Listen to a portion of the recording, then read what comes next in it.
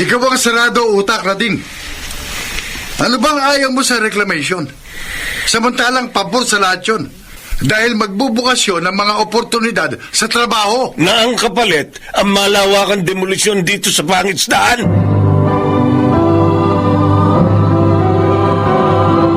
Handog ng DZRH ang tula sa kanyang panahon. May malaking kahulugan nga ba ang buhay? At namumuhay nga ba tayo alinsulod sa tunay na kahulugan nito? Mga kaibigan, pakinggan natin ang naging karanasan ni Rading sa ating dunang sa kanyang panahon.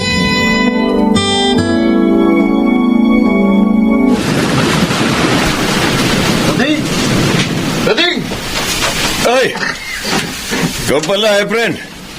Dahil sa gawin rito at nag-aayos ako ng mga lambat ko. Rading, nabalitaan mo na ba yung gagawin ditong reklamasyon sa pangisdaan? Eto, nakasaad dito sa pinamimigay ng mga papel ni Berto. Eto. Pumapil na naman pala yung Berto na yan sa reclamation. Walang kamala-malasakit sa mga kapwa niya mangingisda. Kapag nakita ko yung taong yan, bibigwasan ko talaga yan. Ang problema nga, ayon dito sa nakasaad pa rin sa papel, binibigyan lang tayo ng 1 buwang taning para umalis sa lugar na ito. Pagkaraan daw ng taning na yon, sa ayaw at sa gusto natin, gigibay na nilang palaisdaan natin. Bakit ba yung hanap buhay natin mahihirap ang pinagdidiskitahan nilang sirain? Pili-pilit nilang tabunan ng dagat dahil lang sa land reclamation projects nila. Wala na ba sila maisip na proyekto? At pati dagat na nananahimik, peperwisyoin nila?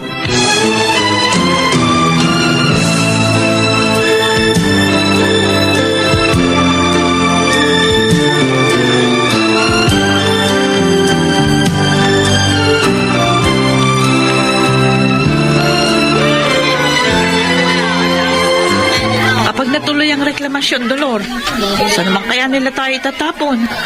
Sa halip na nakakapangisda yung asawa natin pagtitinda rin tayo ng maayos dito sa palengke, paano yan? Kaya nga nalulungkot ako habang papalapit ang taning na ibinigay nila sa atin. Isipin mo ang tagal-tagal na natin magkakapitbahay sa lugar na ito. Pagkatapos magkakahiwa-hiwalay tayo dahil lamang sa reclamation. O minsan nga nakapaghihinanakit din yung sinasabi nilang pag-unlad Ay tayo mahihirap yung naapekto na kung ano-anong proyekto. Kung alam lamang nila na libo-libong mangingisda kasama na ang mga pamilya ng mga ito ang aalisan nila ng kabuhayan dahil sa pagpapatuloy ng kanilang mga proyektong pangrelokasyon.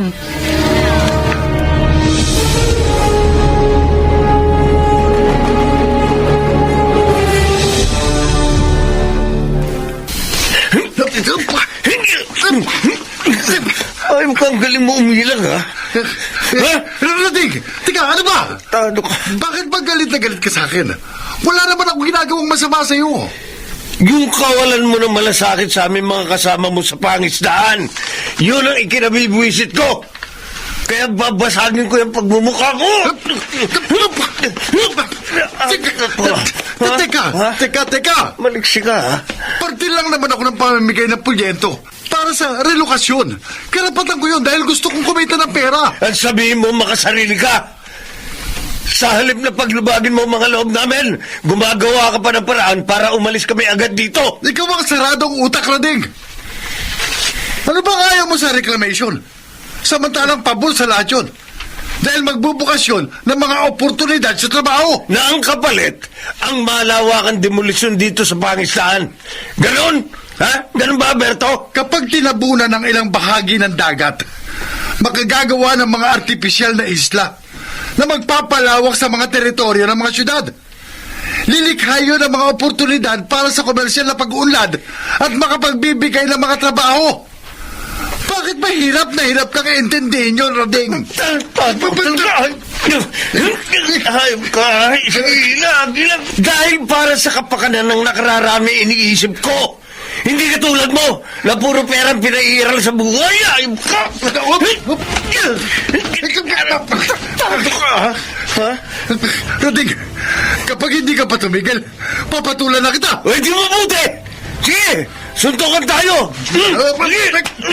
Ay,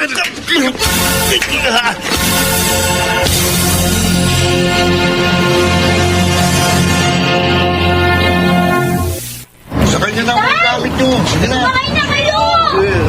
Sumakay na kayo ng mga aircraft dito sa truck! Baka po kasi bigla itong umalis, may iwan po kayo! Tara na! Mahirap nang maiwan tayo ng truck. Maiwalay tayo sa mga pamilya natin. Lalo na, hindi naman natin alam kung saan tayo dadalhin.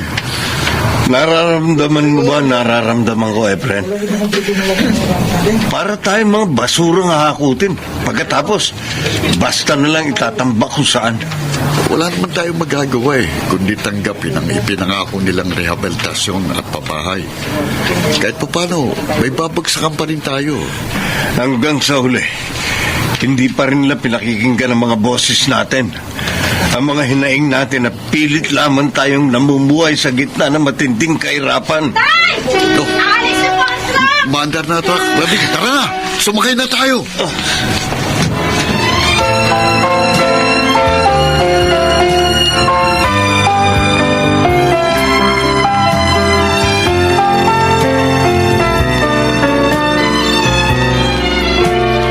Ay, nako.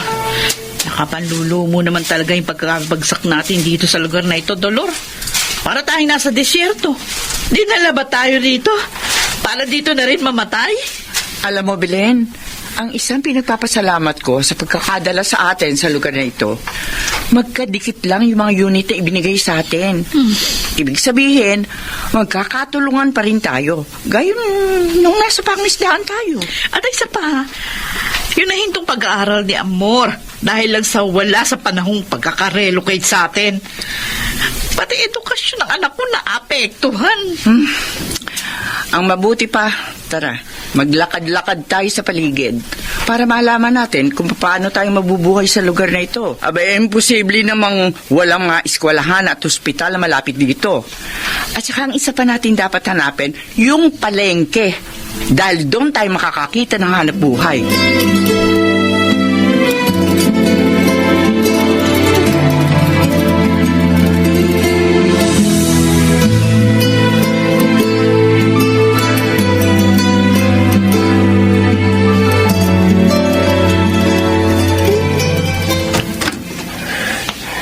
Kaninang madaling araw ko pa naririnig yung ingay sa may likod bahay. Parang may nagbubungkal ng lupa. Tiyak, hindi naman si Belin dahil maaga ko sila nakitang umalis ni Dolor para maganap daw ng pagkakakitaan sa palengke. Pero imposible din si Amor. Mabuti pa. Tingnan ko na lang kung sino may gawa ng ingay na naririnig ko.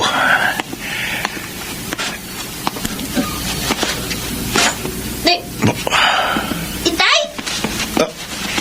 Amor? Ikaw ang...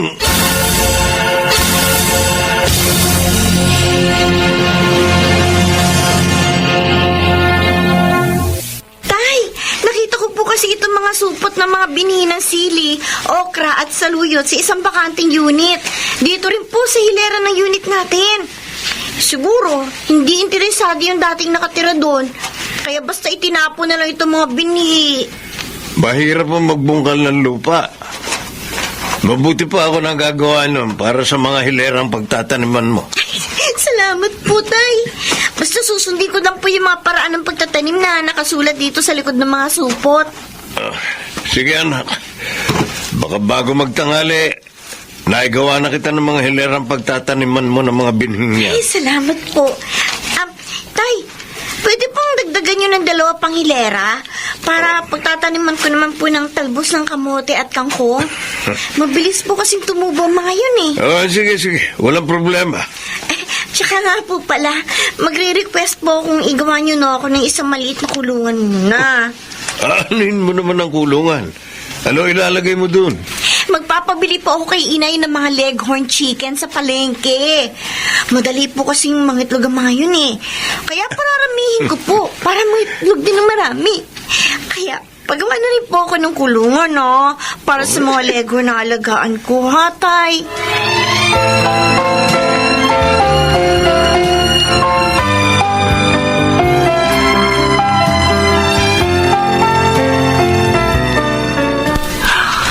Ang lalaguna ng mga bunga ng mga tanim ni Amor, no, Bilin? Oo.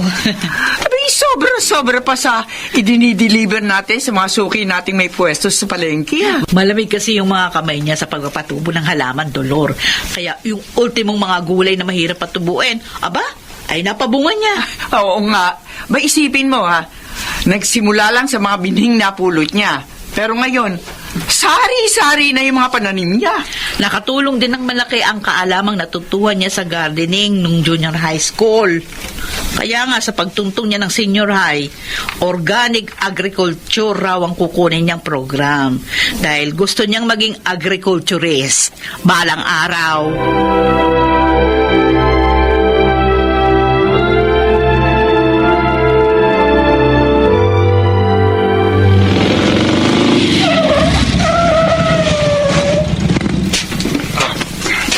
Ano, Rading? Napuno mo na bang lahat ng itlog ang mga tray na i-deliver natin sa mga suki natin tindahan? Oo. Kumpleto na lahat ng mga tray, Efren. Kaya sakay mo na ang mga tray dyan sa tricycle mo. Ay, siya nga pala. May natuklasan akong isang mini grocery sa dulo nitong settlement area. Inalo ko ng itlog ng may-ari. Abay, umorder ka agad ng 30 tray. Eh, sakto. Napakaraming mga itlog ngayon ng mga Leghorn ni Amor. Madadagdagan ng kita natin, Efren. Oo nga. Siguro naman ngayon, sa maayos na buhay na nararanasan natin dito sa resettlement area, wala nang sama ng loob mo sa nangyaring reklamasyon. Ay, nagpapasalamat ako sa Diyos. Efren, hindi niya tayo pinabayaan. Sa pamamagitan ni Amor, ipinakita niya sa ating may maganda ring anyo ang buhay rito. Ang mga kakayahan ng anak ko ang naging daan para maging produktibo ang pamumuhay natin dito. Kaya alam mo, kahit sa pinakamabibigat ng mga sandali sa ating mga buhay, huwag tayong bibitiw, Rading. Buhay ang ating Diyos at lagi tayong pinagpapala ng kanyang mga kamay. Tama ka, Efren. At nararapat lang natugon sa mga biyaya ng nasa itaas ang mga paraan ng ating pamumuhay. Dahil sa kanya pa rin nagmumula ang kabutihan.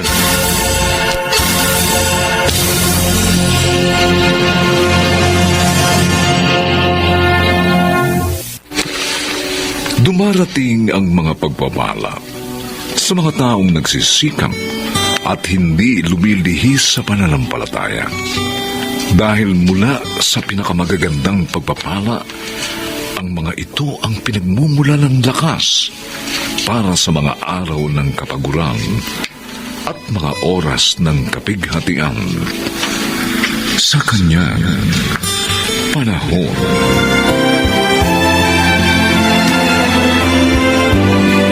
Mga nagsigala, Lionel Benjamin, Phil Cruz, Bobby Cruz, Rosana Villegas, Chiquit del Carmen Amor, at Susan Robles.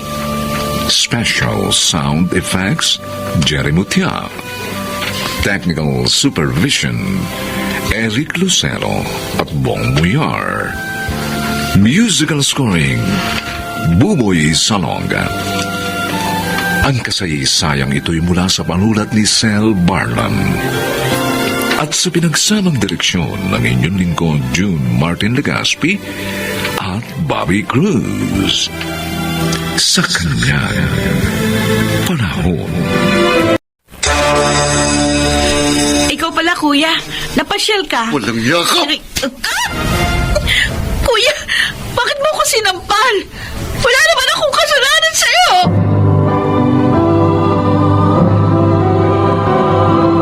Handog ng DZRH ang tula sa kanyang panahon. May mga taong ginagamit na lisensya ang kanilang katandaan upang maituwid ang kanilang kamalian. Ganito po ang naging karanasan ni Annalyn sa ating dunang sa kanyang panahon.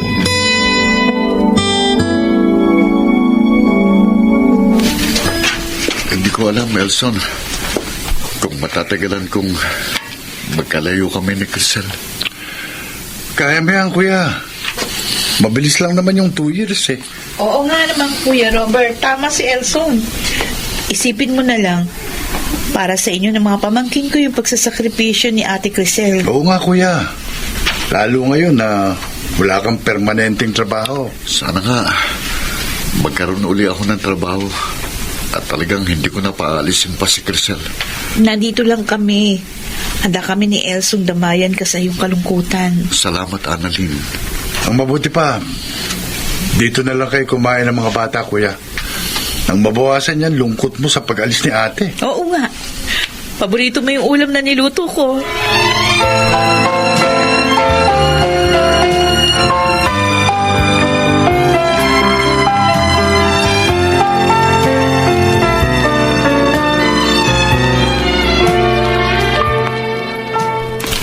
Salamat sa pag-aayos niyo ng banyo ko, Omeng, ha, Robert?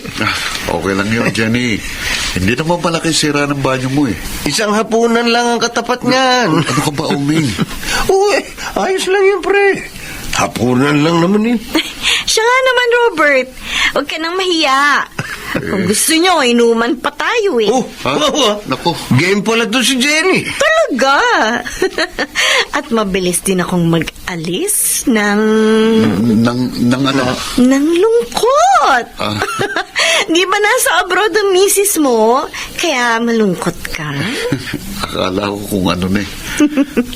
Kaya ko rin mag-alis ng lahat ng gusto mong alisin ko.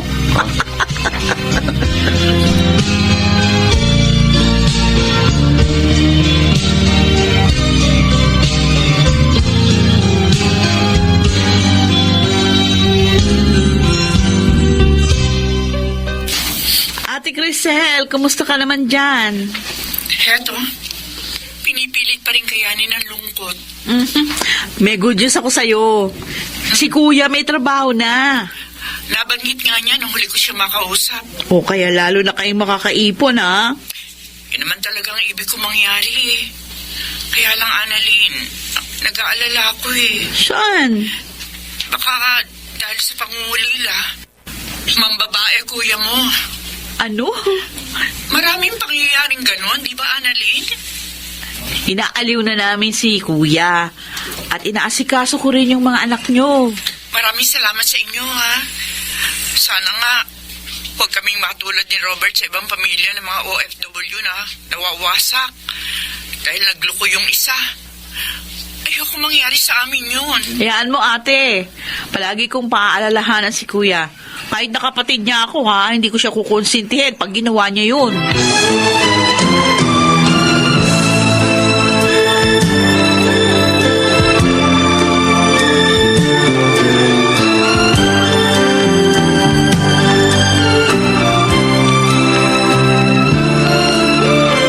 Han, Sunday naman bukas, wala kang trabaho.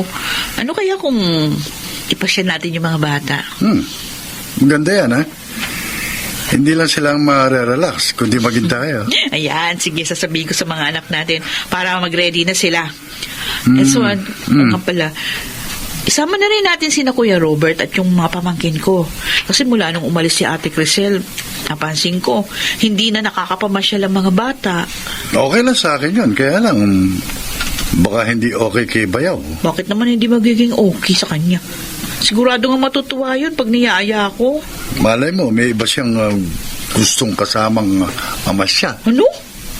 O naman, bakit ka naman nagsalita ng ganyan? Meron ka bang alam na kakaibang ginagawa ng kapatid ko? Siguro nga dapat malaman mo na eh. Para mapagsabihan mo si Kuya. Kasakaling mailigtas mo siya sa kapahamakan. Bakit? Ano ba yun? Sabihin mo na. Para hindi ako nabibiti ng ganito. kapatid mo, Ano? ng bababae. Baka naman nagkakamali ka lang dyan, Elson. Hindi. Dahil maraming beses ko na silang nakitang naglalampungan ni Jenny. Ano? Diyos ko, bakit ginawa yun ni Kuya? Kawawa naman si Ate Crisel. Mahal na mahal pa naman siya. Eh, gusto ko sanang kausapin si Kuya Robert, kaya lang baka masamain niya. Ang mabuti pa siguro, ikaw na ako mausap sa kanya. Baka sakaling makinig siya sa'yo.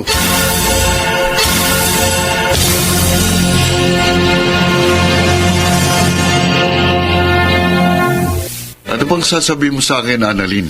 At pinuntahan mo pa ako dito sa trabaho ko. Nakarating sa akin yung balitang may relasyon daw kayo. Ha? Nung bago naming kapitbahay na si Jenny. Yung ba? Gwapong kuya mo eh. Kaya pinatulan niya ako. Kuya, wag ka sana magagalit, no? Pero panluloko kay Hipag yung ginagawa mo, eh. Ikaw naman, naglilibang lang ako. O paano kung ganyan din yung gawin niya doon? Ano? Makipagrelasyon din siya sa iba. Annalyn, Oh, syempre ayaw mo, di ba?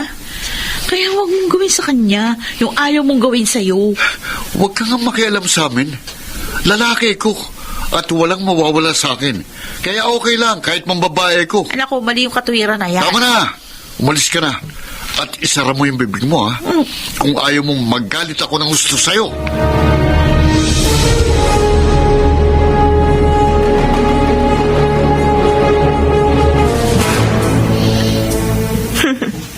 Parang alam ko na kung bakit ka narito sa bahay ko, Annalyn.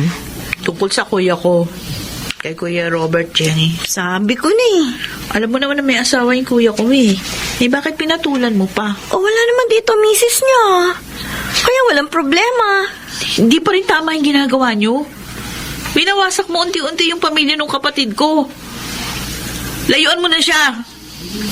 Paano kung ayaw ko? Sasabunutan mo ko? Ano ka ba? Eh kung ang kuya mo nga hindi mo makumbinsing iwan ako, di lalo na ako. Ang gwapo niya naman kasi. At ang galing pa. Kaya pwede ba? Huwag ka nilang makialam.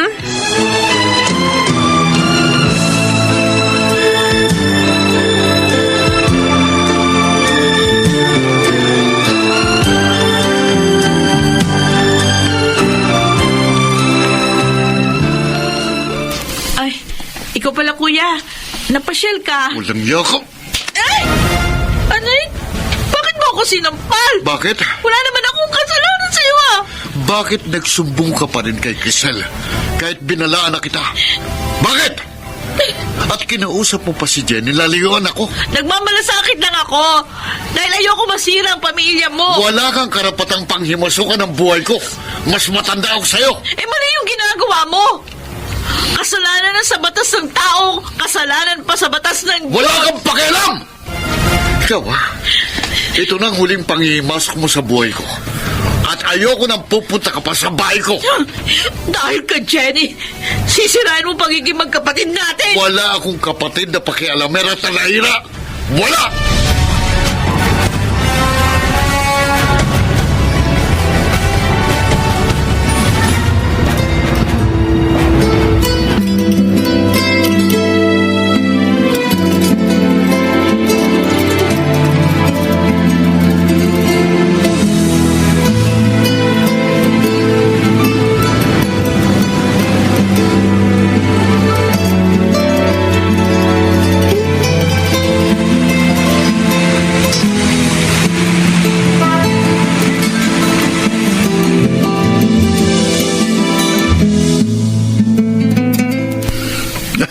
Sabi ko sa'yo, Han, maganda yung movie na yun eh.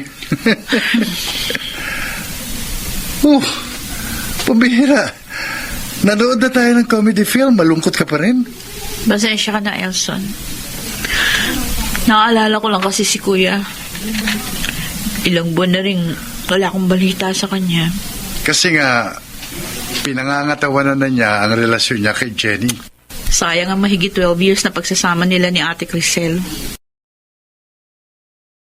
Kanya! Ano po? Ang kuya ko na aksidente?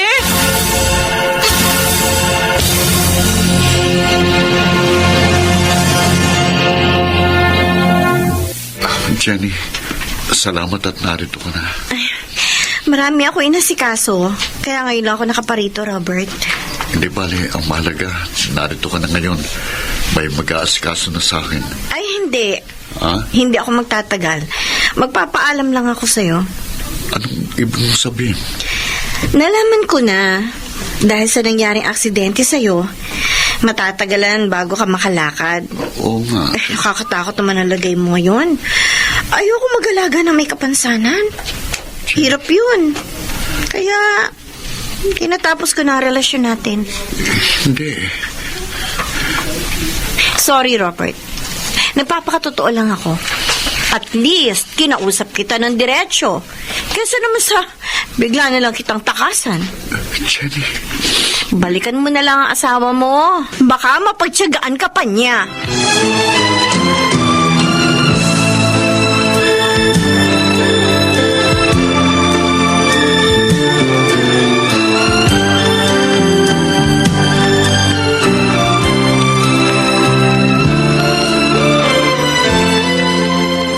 Kuya Robert, Annalyn, nalaman ko nangyari sa'yo. Kaya ako nagpunta. Kahit nagalit ka. Nakita ko rin si Jenny lumabas dito. iniwan na ako ng walang yan yun. Tama ka.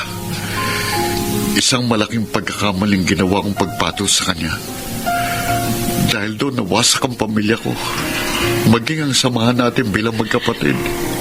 Magpasalamat ka na rin. Nakusa kang iniwan ng babaeng yun. At buhay ka pa rin. Maitutuwid mo pa ang mga pagkakamali mo sa buhay. Patawarin mo ako, Annalyn. Dahil sa kahibangan ko, napagbuhatan kita ng kamay. Kinalimutan ko na yung kuya. Huwag kang mag-alala. Aalagaan kita. Makakalakad ka uli. Salamat, kapatid ko. Kakausapin ko rin si Ate Crisel. Nabigyan ka pa niya ng isa pang pagkakataon.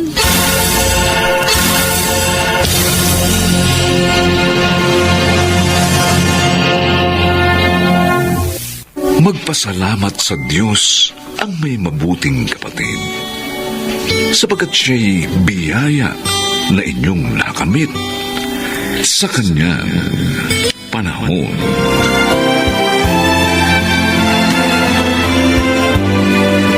Mga nagsigalap: Rosana Villegas, Bobby Cruz, Susan Robles, Phil Cruz, Chiquit del Carmen Amor, at Lionel Benamin. Special Sound Effects Jerry Mutia. Technical Supervision Eric Lucero at Bong Buyar. Musical Scoring Buboy Salonga.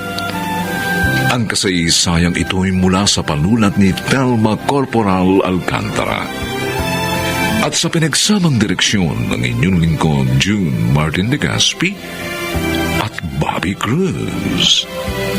Sa kanyang panahon.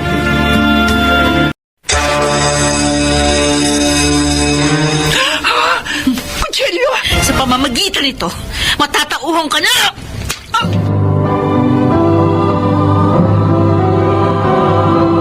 Handog ng DZRH ang tula sa kanyang panahon. Sinasabing hindi maitutuwid ang isang pagkakamali ng panibagong pagkakamali. Ngunit marami pa rin ang waring hindi naniniwala rito. Mga kaibigan, narito po at ating pakinggan ang naging karanasan ni Valerie sa ating dunang sa kanyang panahon.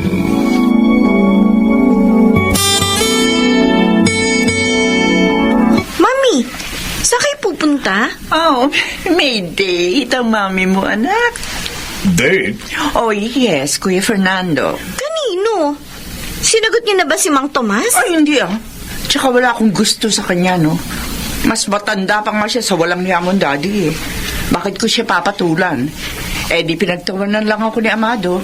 Eh, sinong kadate mo? Si Walter. Isang gwapong binata.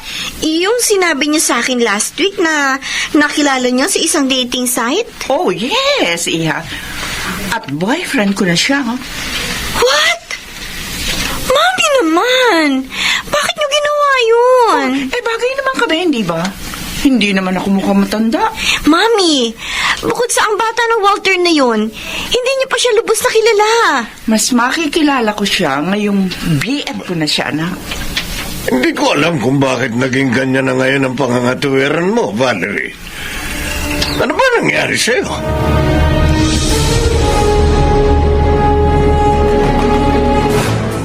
Ang walang hiya ng asawa.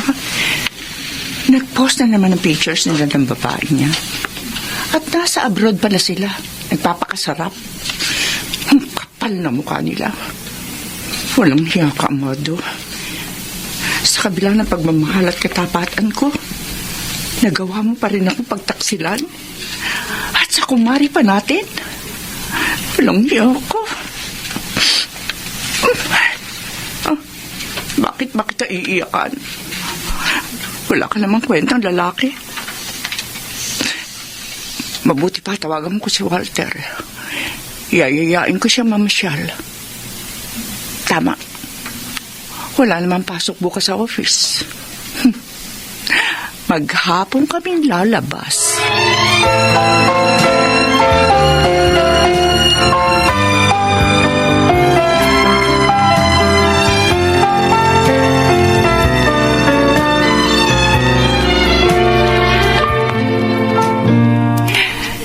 Nag-enjoy ka ba sa lunch natin? Oh, yes, babe.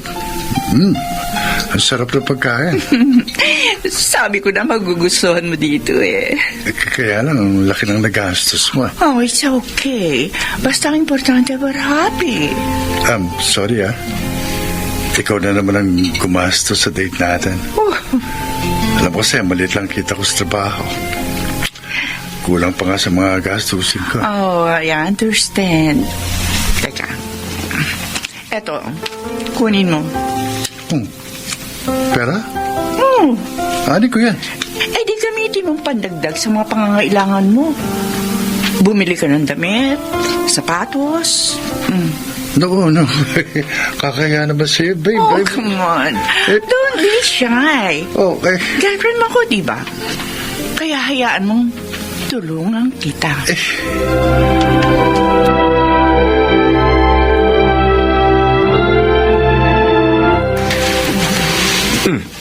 Camille, napasyal ka. May problema ba? Si Mami po, Tito. Dati-dati, pag pareho kami walang pasok sa office, magkasama kami. Nagbabanding. O bakit? Nagbago na ba yun ngayon? Opo. Mula po na maging boyfriend niyang Walter ngayon. Tuloy pa rin pala ang relasyon nila. Kakainis nga po, Tito Nako. Madalas din nga po niyang ibili na kung ano-anong bagay ang lalaking yun. Nabola na talaga ng lalaking yun ang kapatid ko.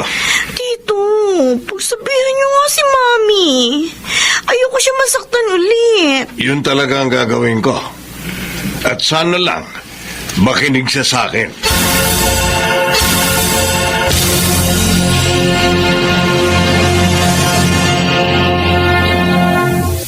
Wow! Ang ganda ng relo mo, Walter. Bigay sa akin ni Valerie kagabi. Magsama kayo kagabi. Ibig mo sabihin, may nangyari na sa inyong dalawa. Wala pa, no? Hug and kisses pa lang kami. Magkasama kami kagabi dahil birthday ng isang kaibigan niya.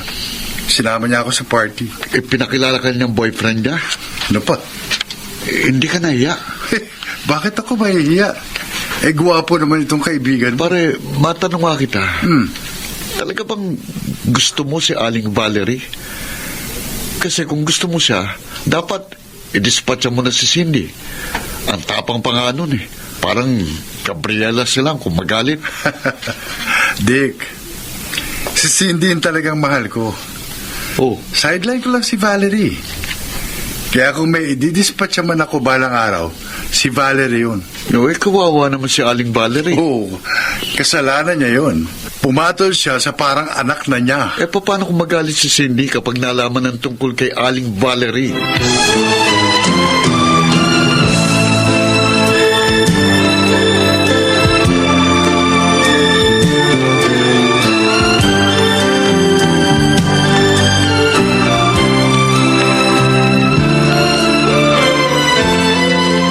My God, Mommy!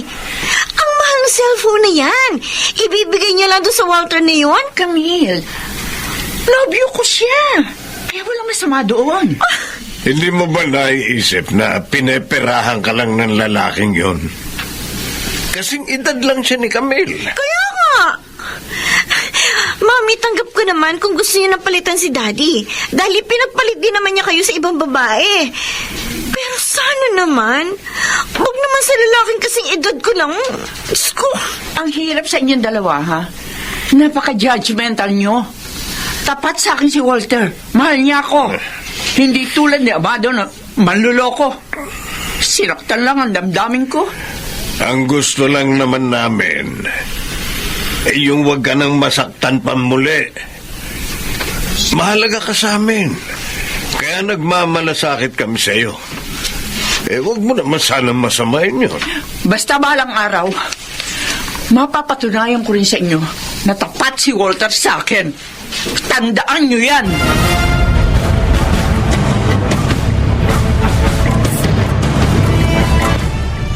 Cindy, huwag mong pagsilosan si Valerie.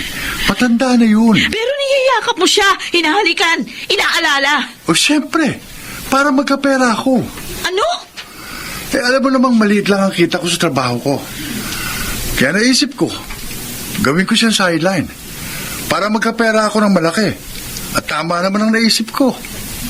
Hindi mo siya mahal? Natural hindi. Nandidiri nga ako kapag hinahalikan niya ako eh. Cindy, sa pera lang niya ako nasasarapan. Kaya huwag ka na magselos. Ang gawin mo, manahimik ka na lang para mas malaking salapi pa ang makuha natin.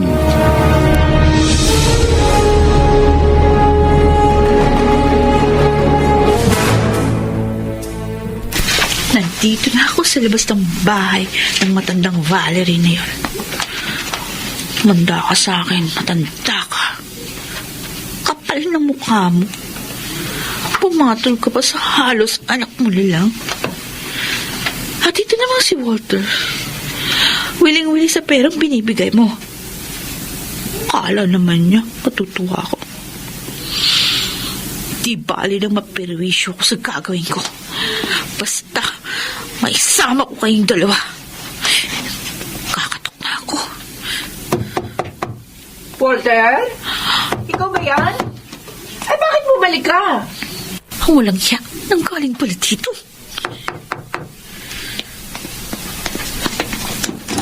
Oh, bakit mo... Sino ka? Ako si Cindy. Girlfriend ng lalaking inagaw mo. Ano? Iniwala sa'yo. Ako lang ang nobya ni Walter. Hoy, tanda! Wala ka pa, kaming dalawa na.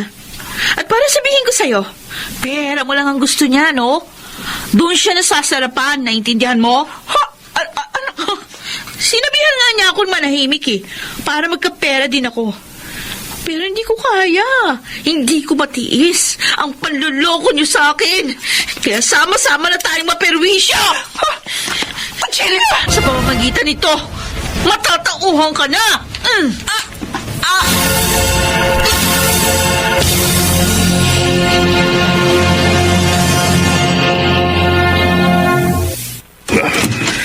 Tito Fernando!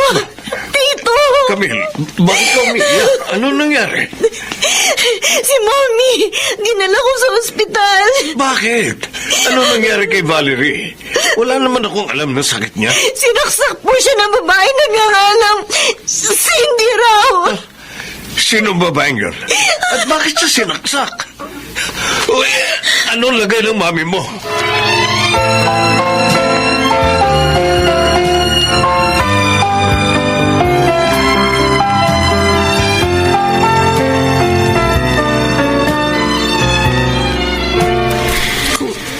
Kuya Fernando.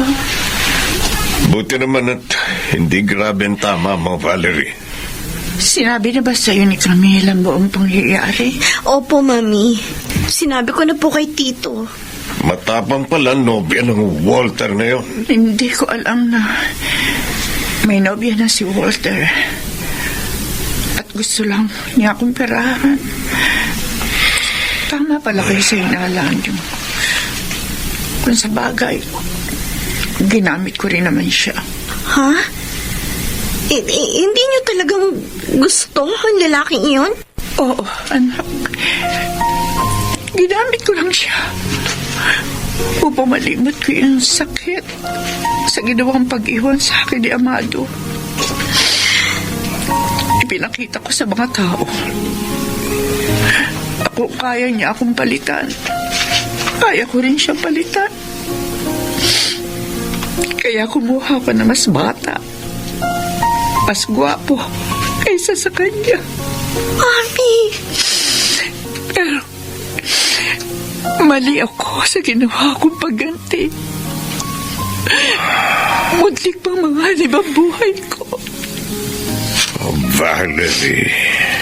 Sadya nga palang hindi mga itutuwid ang isang pagkakamali sa pamamagitan ng panibagong pagkakamali. Ano ngayon ang plano mo? Hindi na ako magsasampa ng reklamo laban kay Cindy. Hahayaan ko na lamang sila ni Walter. Ako naman, pagagalingin kong mag-isa ang sugat ng puso ko. Alam ko naman gagaling din ako. Dahil tutulungan ako ng pinakamagaling na manggagamot. At yun ay ang Panginoong Diyos.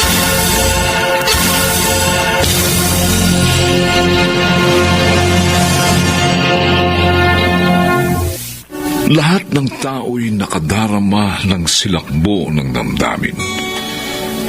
Kaya bago gawin ang iniutos nito, ay marapat lamang na pag-isipan mo ng mabuti upang huwag mapahamak sa kanyang panahon.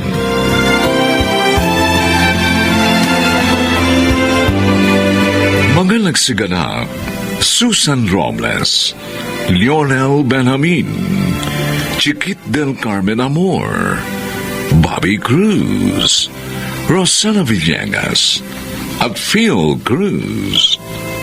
Special Sound Effects, Jerry Butia. Technical Supervision, Eric Lucero at Bong Muyar. Musical Scoring, Buboy Salonga. Ang kasaysayang ito'y mula sa panulat ni Thelma Corporal Alcantara. At sa pinagsamang direksyon ng inyong lingkod, June Martin de Gaspi at Bobby Cruz. Sa kanyang panahon. Huwag mo nang ulit-ulitin sa tenga ko mga pangyayari ng araw na yon. Noong mga oras na yon, ilang sandali nang patay si Inay sa harapan mo, pero bakit hindi mo masabi sa mga kapatid mo na hindi ko hinawakan si Inay ng araw na yon? Hindi ko siya pinatay! Hindi ako mamamatay tao! Hindi ako kriminal!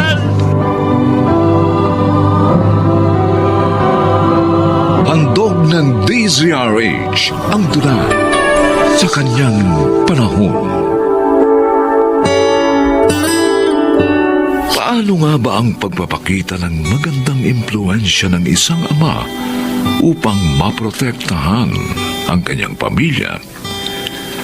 Mga kaibigan, narito po ang naging karanasan ni Rosita sa ating dunang sa kanyang panahon.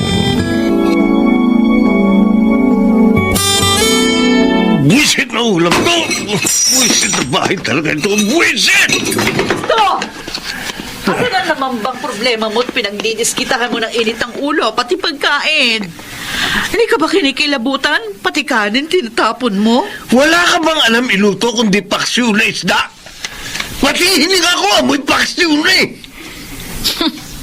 Kung ginagamit mo lang na dahilan yung paksiw na isda para gumawa ng gulo, pasensya ka na. Pero hindi kita papatulan. Masasayang lang ang laway ko dahil hindi naman ako mananalo sa mga bulok mong katwiran. Oh, saan ka pupunta? Nagugutom ako eh! Pagluto mo ako ng kalderetang baka! Hoy! Magbalik ka rito! Rosita!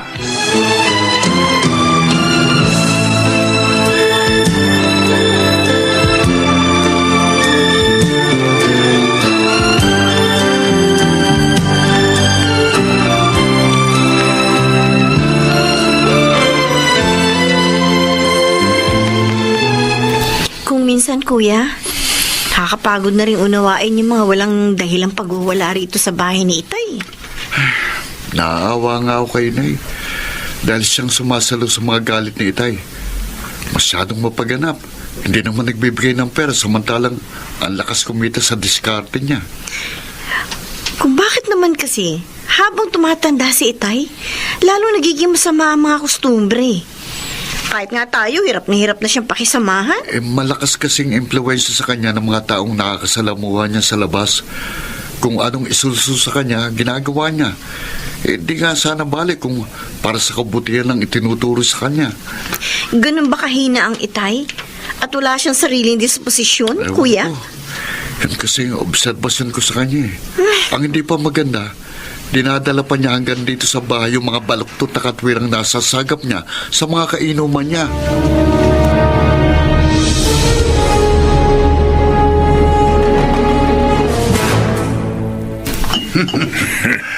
Kursunada mo pala si Roxy. Bakit hindi mo papilan? Bibigay ka agad sa'yo yun. Lalo na kapag nalamang malakas ang diskarte mo sa buy and sell ng mga second hand na mga piyesa ng truck. Panay din kasi sulyap sa akin pag kumakain ako sa kantin nyo ni Grete. May malamang. Binibuild up ka na rin sa kanya ni Grete. Alam na niyang maibibigay mo mga kakapritsyo niya. Kaya nagpaparamdam na sa'yo. Pag nagkataon, magpinsan pa ang siyota natin, ha, kuya? Tuhog, kumbaga. Minsan lang tayo mabubuhay sa mundong ito, Sixto. Kaya lahat ng putahe, tikman na natin. Kahit bawal, no, kuya?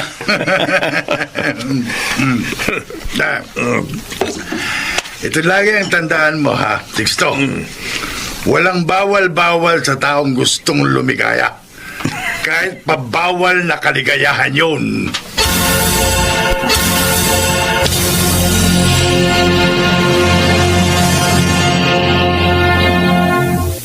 Hoy! Kayong dalawa! Mabuti na sa lubong ko kayo. Halika kayo. Sumama kayo sa bahay. May ipagagawa ako sa inyo magkapatid. Achievement test po namin sa online class namin mamaya eh. Kaya hinahabol ko po oras, Chalagring. Ako po, may online experiment kami gagawin sa science. Kaya bumili po ako ng mga test tube na gagamitin. Ay, nako! Huwag niyo akong bigyan ng kung ano-anong alibay. Kung hindi ay susumbong ko kayo sa tatay niyo. Tingnan ko lang kung hindi kayo gulpihin pag uwi niyo ng bahay.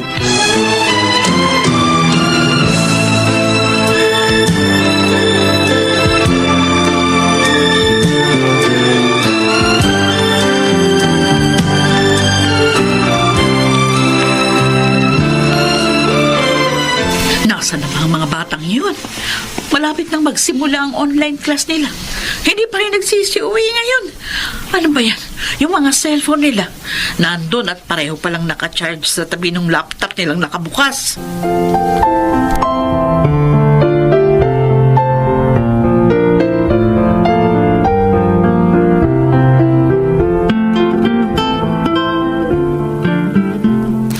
Manny, halika, buhatin mo isa-isa yung 5 sakong panambak na ito. Oh. Tambak mo doon sa flooring na banyo para kapag dumating yung magtatrabaho, sisimentohan na lamang niya agad yung flooring. Hindi ako pwedeng magbuhat ng mabigat, Chalagring. Anong hindi pwede? Dahil yun ang sabi ng nanay mo, ganon. Alam mo, hayang nanay mo, tinuturuan ka ng katamaran eh. Ella, paliwanag mo ka kay Chalagring. Chalagring, totoo naman po yung sinasabi niya eh. Hindi po talaga po pwede magbuhat na mabigat si kuya. Isa ka pa eh! Natuto ka rin ng katamaran sa nanay mo, no? Halika, doon ka sa kusina. Tulungan mo ako sa niluluto ko merienda para sa mga trabahador na bebentahan ko mamaya. Halika na!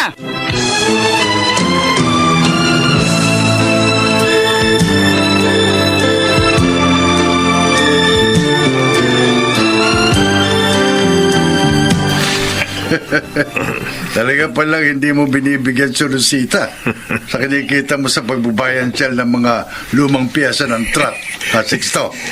Sa mga bisyo ko lang, kulang pa ito kinikita ko eh. Lalo na ngayong hawak ko na si Roxy. Nakasama na sa mga ginagastosan ko. Sa bagay, yung mga asawa, dapat talagang hindi pinamimihasa sa pera para matuto silang dumiskarte Oh. para sa sarili nila. Total, ang papel na lang nila sa buhay natin, ipagluto tayo at ipaglaba. Kaya nga si Rosita, kapag humihingi sa akin ng pera, binabato ko na lang ng pambili ng sabong panlaba.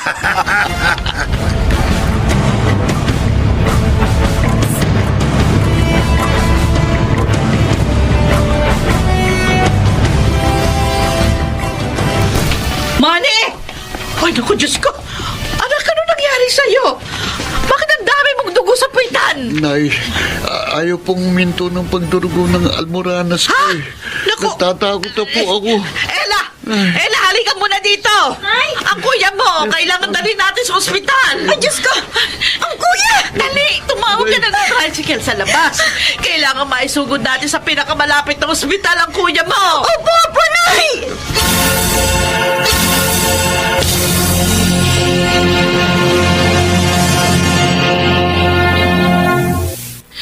Bakit ba kung sinisisi mo sa pagsumpong ng sakit ni Manny? Si Ate Lagring ang nag-uutos sa kanya para buhatin ang 5 sako ng panamba.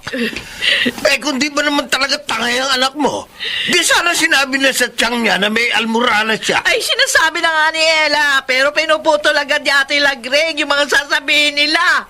Hindi sila pinakikinggan. Oh, wala naman ng problema, di ba? Nabigyan na ng gamot na pampampat ng dugo si Manny. Ano pa ang sinusumbat mo sa akin? Hanggang kailan niyo ako gagantihan ng mga kapatid mo sa kasalanang hindi ko ginawa? Hanggang kailan niyo ibibintang sa akin ang pagkamatay ng inay ninyo? Pero sana lang, huwag namang idamay ng mga kapatid mo sa galit nila ang mga anak ko. Di ba sinabi ko na sa'yo kahit kailan, wag na wag mong babanggitin ang pagkamatay ni inay? Darong ka ng araw na yon, Sixto. Ikaw ang nagpainom sa kanya ng tubig sa pamamagitan ng tubong nakakabit sa ilong ni inay. Kitang-kita mo nang dire-diretsong maagos sa may paanan niya yung tubig na ipinainom mo. Nang hawakan mo ang kanyang pulso, hindi na tumitibok. Wag mo nang ulit-ulitin ang mga pangyayari ng araw na yon. Ng mga oras na yon, ilang sandali nang patay si inay sa harapan mo. Pero hindi mo masabi sa mga kapatid mo na hindi ko inawakan si inay ng araw na yon. Hindi ko siya pinatay. Hindi ako mamamatay tao. Hindi ako kriminal.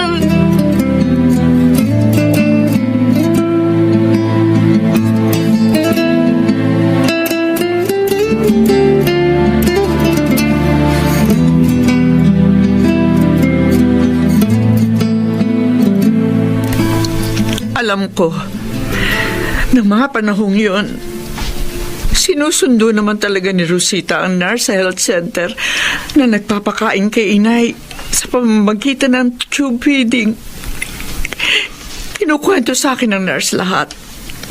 Ayaw pakialaman ni Rosita pagpapakain kay inay dahil kung magkamali nga naman siya ng proseso, maaaring ikamatay yun ni inay. Bakit pinaniwala mo kung namatay si inay? Dahil sa maling pagpapakain ni Rosita sa tubo. Dahil yun ang paraan ko para makawala sa sumbat ang konsensya. Sa ginawa kong pagtanggi para alagaan si inay nung nabubuhay pa siya. Naghanap ako ng masisisi sa pamamagitan ni Rosita. Sa kanya ko ibinato ang lahat. Para hindi niyo makita ang aking mga pagkukulang bilang nakatatanda niyong kapatid. Kung ganon, ang laki pala ng kasalanan natin kay Rosita. Tinuruan natin si Sixto na kamuhian siya. Pati mga anak nila idinamay natin sa galit na wala naman palang Batayan sa simula pa lang.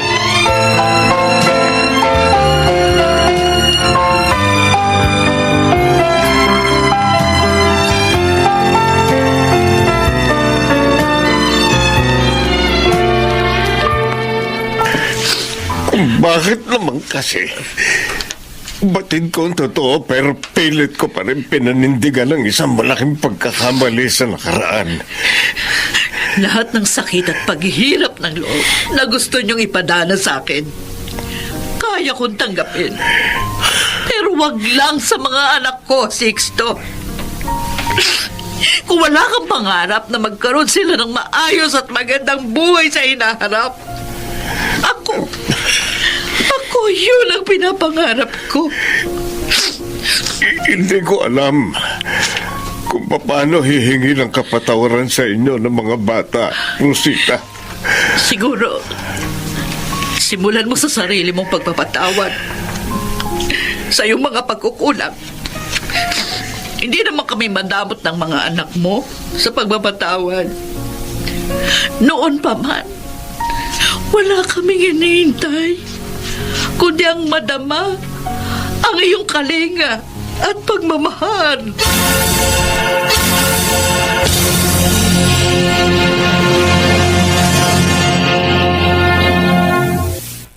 Nilikha tayo ng Diyos upang lumago at umunlad bilang isang panghabang buhay na proseso. Lahat tayo ay nagkakasala at kailangang magsisi dahil ito ang inilaang paraan sa atin upang lumaya sa ating mga kasalanan sa Kanyang panahon.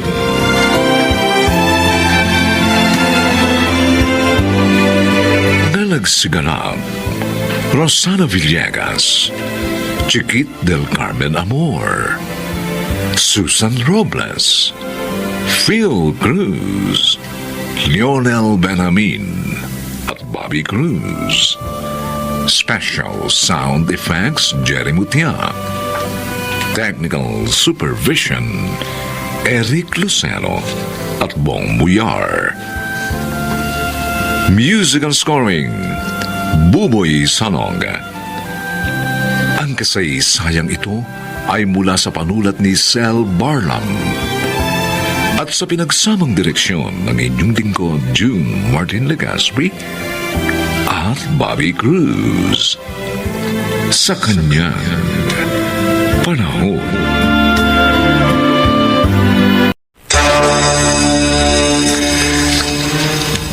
Kapag nakita kita sa araw ng kasal mo, magiging maligaya na rin ako. Kahit nasa labas lang ako ng simbahan. Basta matanaw lang kita. Hindi mangyayaring ilusyon ninyong yan. Dahil ngayon din, sa ayaw niyo sa gusto, ihahatid ko kayo sa leprosarium. Handog ng DZRH ang tula sa Kanyang Panahon. Pagtanggap, pagharap at pagpapatuloy sa buhay. Kusa nga bang pagpapalaya ang mga ito ng mga bigat na dinadala natin sa ating dibdib? Mga kaibigan, tunghayan natin ang naging karanasan ni Lyra sa ating dunang sa Kanyang Panahon.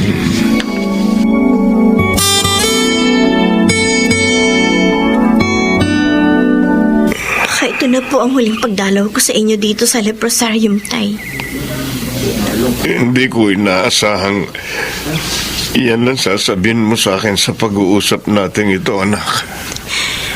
Alam kong magiging masakit po sa inyong hindi na natin magiging pagkikita.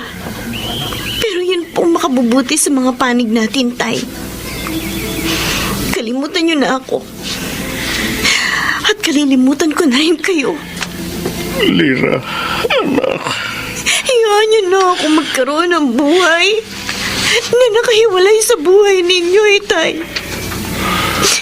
Kung kalilimutan na natin ang isa't isa, Pareho na tayo makakalaya sa mga pangamba.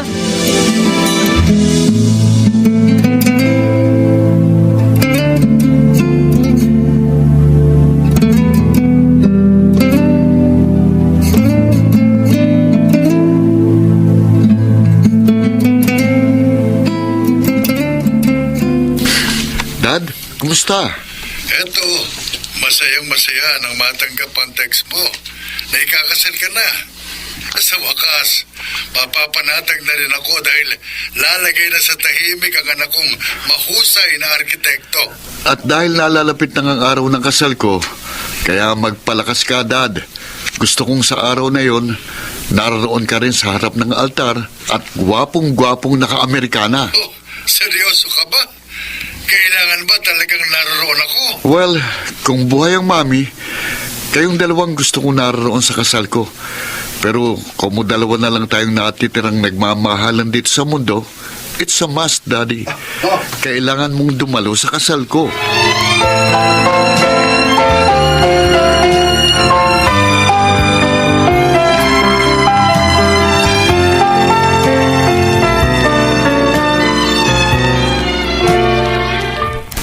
Luis.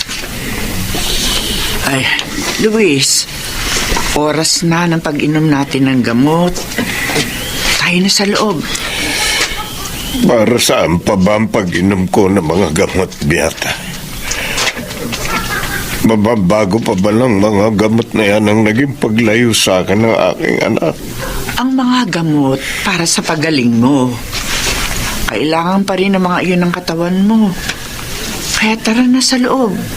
Lumilipas na ang oras ng pag-inom natin ng mga gamot.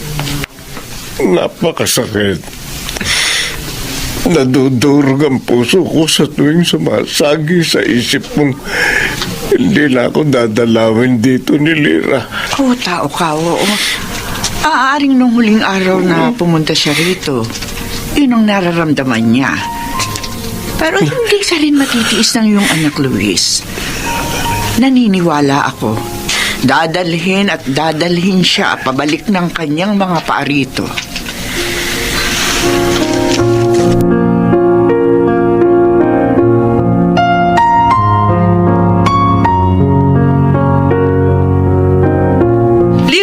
Lira, halika dali, lumapit ka dito. Tingnan mo yung nasa balita. May mga leper na tumakas mula sa leprosarium. Ay, Diyos ko. Sa leprosarium na kinaruroan ni Itay, doon sila nagsitakas, Melay. Ay, teka. Yung matandang lalaking nadaanan ng kamera, si Mang Luis, oh! Oo nga. Si Itay. Ayon sa news, nag-ipon-ipon daw sila sa isang university belt sa Manila. Kailangan puntahan ko si Itay doon. Kailangan maibalik ko siya sa leprosarium. Sa ayaw niya sa gusto, ibabalik ko siya sa lugar na yon.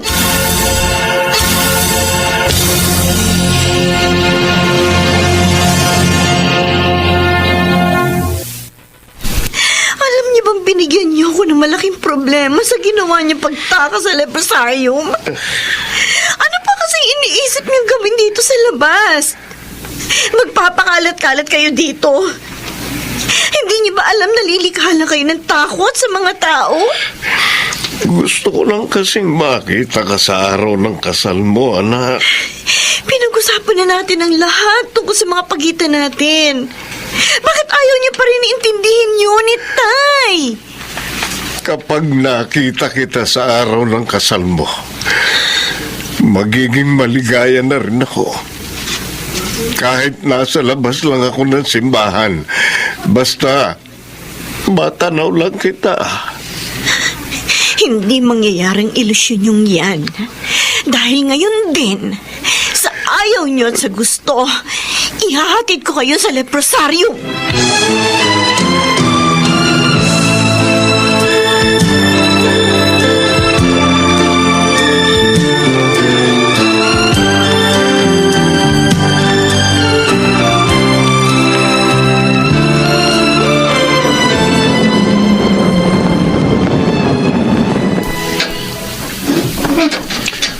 Hi, Melay. Tinatawagan ko si Lira sa cellphone niya pero hindi sumasagot eh. Kaya naisip kong daanan na lang siya rito. Ngayon kasi kami final na makikipagsara sa venue ng aming kasal. And just the same, dadaanan na rin namin yung para sa catering services for final tasting. Kanina pa siya umalis. Dala yung kotse niya, Walter. Ha? Hindi nga rin siya sumasagot sa mga text ko. Kaya hindi ko alam kung anong oras siya uuwi. Kaya plaka ako, hindi ko namataan ang kotse niya sa garahe. Pero hindi mo ba alam kung saan siya pumunta? Mahalaga kasing mga lakad namin ngayong araw na ito eh. Hindi rin kasi kami nagkausap bago siya umalis. Yun nga, hindi rin siya sumasagot sa mga text at tawag ko. O sige, alis na ako. Sisikapin ko pa rin siya makontak. Baka naman may bigla ang business seminar na dinaluhan. Kaya hindi siya sumasagot sa mga tawag ko. Hayaan mo, kapag nakontak ko rin siya, sasabihin ko na nanggaling ka dito. Okay. Sige, I'm sorry, Walter. Hindi ko pwedeng sabihin sa'yong sa leprosarium nagpunta si Lyra. Hindi mo dapat malaman ang lahat.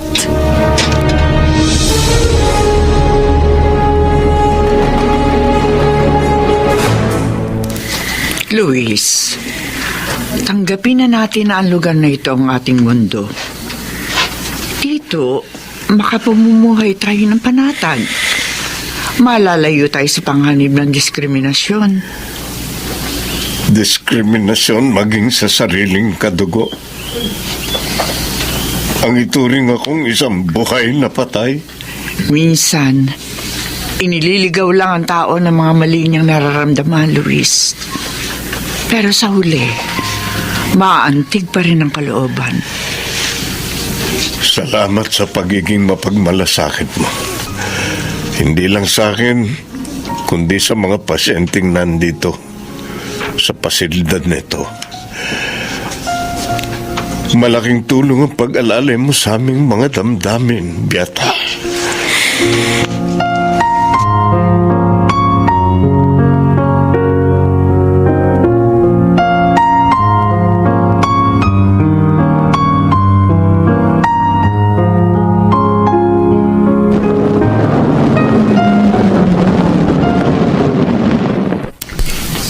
Walter, anak! Yan. Mukhang gumaganda ng kalusugan at pangakatawan mo rito ah. Oh, siyempre. Ikaw na nga may sabi, kailangan maging fit and healthy ako sa araw ng kasal mo. Oo. Idinaan ko rito yung isusuot mo para sa kasal ko. Para maisukat mo rin. Ba, sige. Akin na yung kahon para maisukat ko ng lahat ng mga nasa loob niyan. Ba, parang kotse ni Lyra yung mabilis na lumabas sa compound ng leprosarium. Anong ginawa ni Lyra dito? Bakit siya nagpunta rito? At sinong pinuntahan niya rito?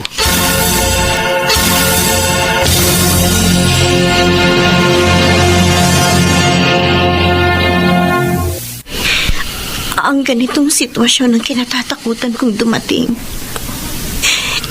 Kaya inilihim ko sa iyong lahat, Walter. Natatakot akong layuan mo ko. Sakaling malaman mong tungkol sa sakit ni Itay. Kaya mas minarapat mong sabihin sa akin, matagal nang patay ang iyong ama, Lyra. Dahil kung sinabi ko sa iyong buhay pa siya, tiyak na hahanapin mo pa siya sa akin, Walter. Tatanungin mo ko ng mga katanungang hindi ko alam kung saan ko hahagilapin ang mga kasagutan. Kung paano ko sasagutin. Hindi lang naman ikaw ang naglihim sa pagitan ng relasyon natin. Anong ibig mong sabihin, Walter? Kung bakit ako nasa leprosarium din ang araw na yon, same facility rin na ginagamot si Daddy. Pero wala akong planong ilihim sa'yo ng permanente ang lahat. In fact, sorpresang magiging pagdalo niya sa ating kasal. Nang araw na yon na nakita kita sa leprosarium, yun ang araw na inihatid ko mga isusuot ni Daddy para sa pagpunta niya sa ating kasal. Pero ako, napakasama akong anak, Walter. Lyra, Itinatwa ko ang aking ama dahil lamang sa pansarili kong mga takot. Masyado akong naging makasarili. Walang mahalaga sa akin. kundi ang aking sarili.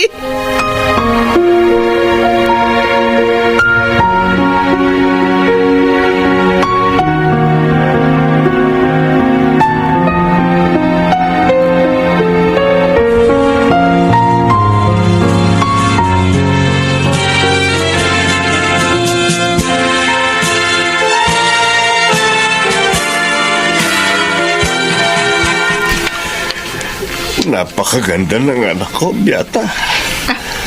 Bagay na bagay sa kanya ang suot niyang damit pang kasal. At napakagwapo rin ng manugang mo sa suot niyang Amerikana, ha?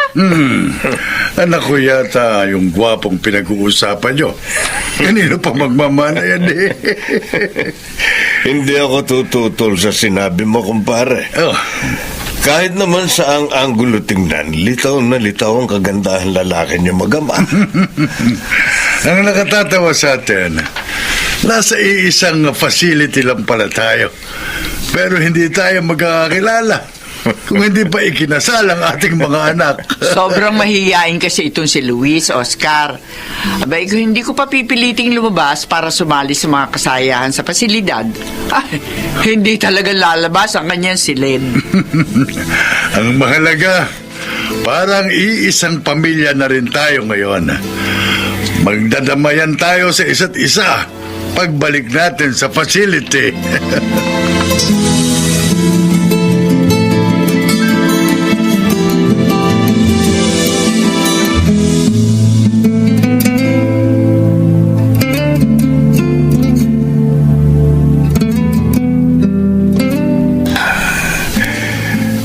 Maraming salamat sa pagpapahintulot mong makadalaw ka sa araw ng kasal mo, anak. Ngayon, maligaya na akong babalik sa leprosarium. Kayo ang aking ama. Kaya karapatan ninyong masaksihan ang pinakamahalagang araw nito sa buhay ko, Tay. Salamat. Maraming salamat. Hindi ko malilimutan ang araw na ito na nagkasama tayo. Lagi kong inaasam ang mga ganitong pagkakataon. Ay, Tay. Mahal na mahal ko kayo.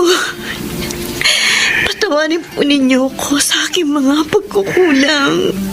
Patawarin mo rin ako sa mga sandaling naghinanakit ako sa iyo. Pero hindi binago ng lahat ng yun ang pagmamahal ko sa iyo, anak. Wala akong hinangad palagi, kundi ang kaligayahan mo.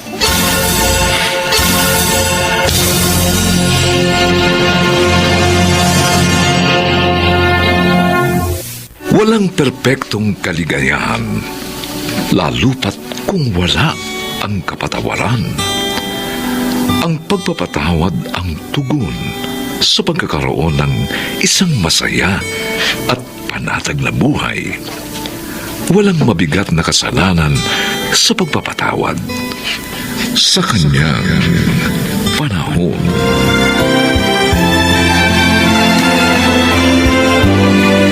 Mga nagsiganap: Chiquit del Carmen Amor, Rosana Villegas, Susan Robles, Phil Cruz, Lionel Benjamin, at Bobby Cruz. Special Sound Effects, Jerry Mutia.